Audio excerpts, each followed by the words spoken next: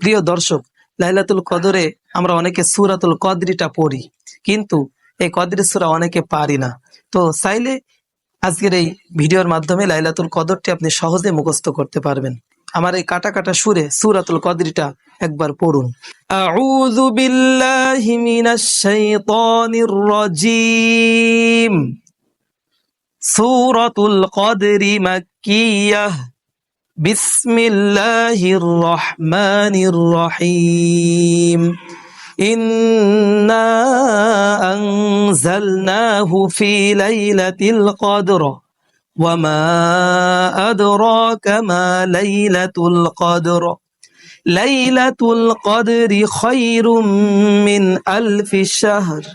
তানাজ্জালুল মালাইকাতু والروح فيها بإذن ربهم من كل أمر سلام هي حتى مطلع الفجر صدق الله العظيم।